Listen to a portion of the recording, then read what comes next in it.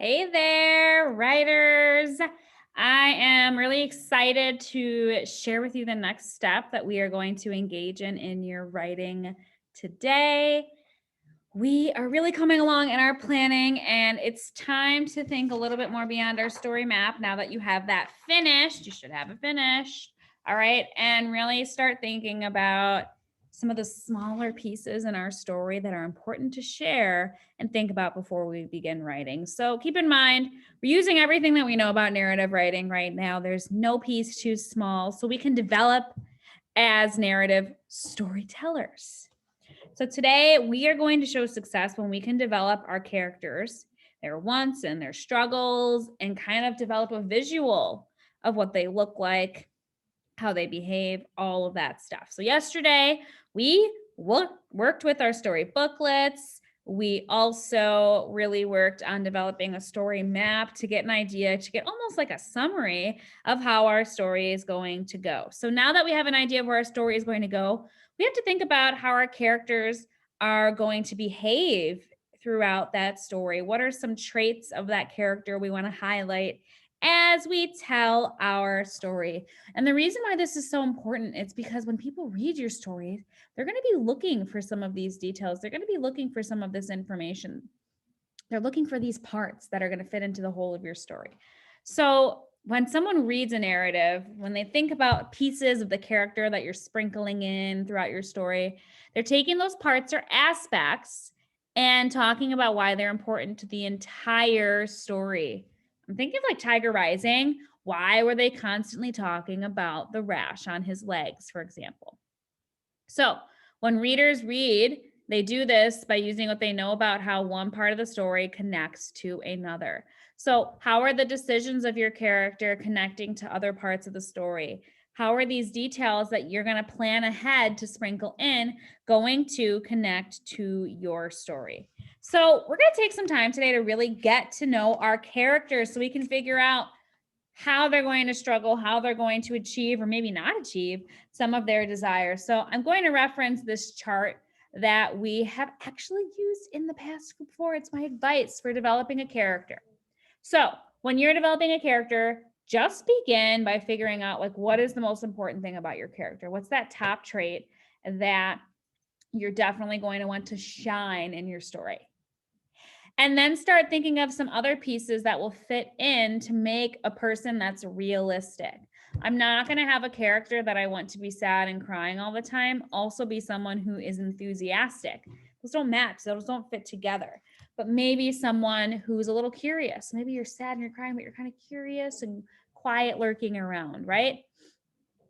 So as you think of that, reread some of your ideas and think often, did this make sense that one person can be like this? Is this believable?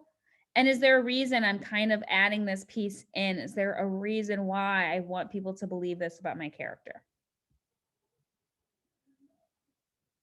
Get a little bit broad and try to get some really specific things. So notice how in this one we have this word of sensitive and then we have all these little pieces that can kind of go in and be a little bit more specific about your character. Make sure it's not too good to be true. I don't need to see a character fighting off a pack of wolves. Then we're getting into a tall tale. We're not getting into historical fiction. So make sure that you're making your person complex with some traits that are a little different, but not so different that it doesn't make any sense. As you develop these traits, you're going to notice that it'll help you figure out if you're really having their struggles and desires come across in a way that makes sense for you. So, let's go ahead and talk about how we can develop these characters. So I'm going to put on display for you a page that I've set up to show you how you can kind of get organized as you complete this. So you can go ahead and pause this video right now if you need to, if you want to fill out a table that looks like this. I have a line on top where I'm going to write the name of my character. And then I have a T-chart of internal traits, almost like personality traits that I want to shine through in my story. And then external traits, some things about them on the outside that I want to make clear about my character in the story as well. So you can do this on notebook paper like I have. I know sometimes we like to do this in a Google Doc, so everything we have is all in that one place. That works for me too, but we're gonna work on thinking about our characters. So I also have my story map out to use to jot down things about. So I'm looking at my characters on the side and I'm focusing on the major ones. And we know that Abigail is going to be the focus of the story. She's like the main character. So I'm going to start with her, and you should do the same in your work.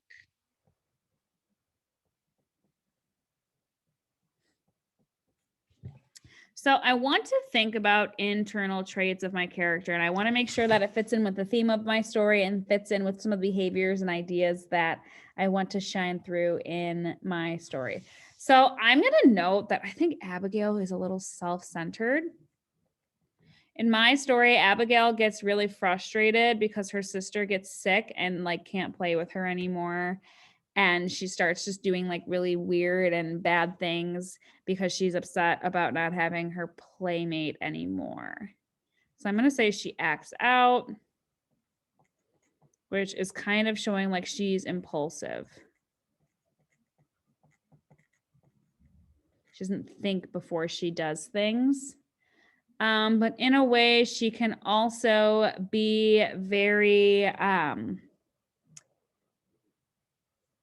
don't want to say helpful. I'm going to think about that for a little bit. So there's some things that you're going to have to think about. Now, so far I have 2 traits, and some of they're kind of traits that sometimes people don't want to admit that they have in themselves, right? Sometimes we all have some things that are good about ourselves and some things that we want to work on. Like for me, for example, sometimes I take way too long to do things and I wait till the very last minute. That's a trait similar to some of these where it's like, it's not the best trait, but it's a part of who I am. So think beyond just your character's nice or they're sweet or they're kind. What are some traits about them that maybe change as they experience something? And maybe at the end, I'm thinking Abigail's not going to be so self-centered anymore, and she's going to have some experiences that change who she is.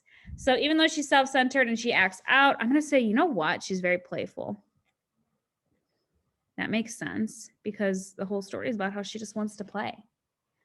I'm thinking I want to think about maybe 1, maybe 2 more traits, but I don't want to have so many traits in here that I am adding more and more to my story to make them shine. I'm just going to pick about 4 or 5 traits that I want to shine through in my story.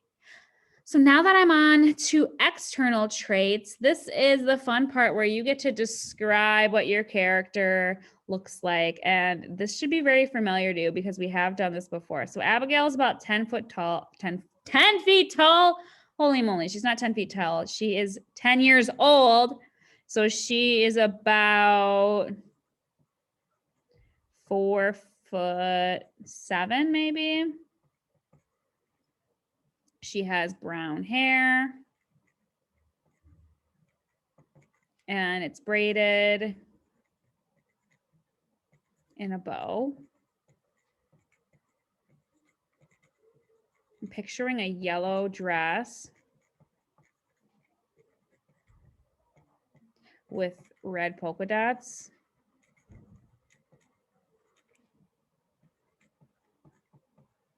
I also think she has brown eyes.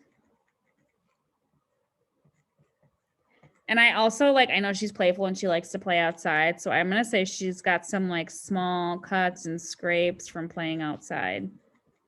You know what I'm going to add about her? She's adventurous.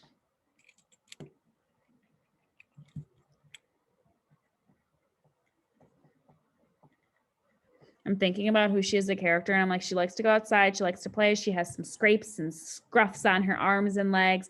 That would mean she's adventurous. I'm thinking of my story. I could have some scenes to really show that. So small cuts and scrapes from outside.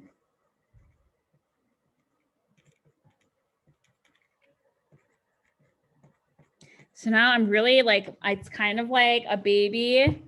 When they're first born, they can't see very well. And it's like everything's kind of blurry. As I'm thinking about my character more and thinking about my story, the picture becomes clearer. And that's when you get to the fun part on the bottom, where I want you to draw a photo, an image of your character.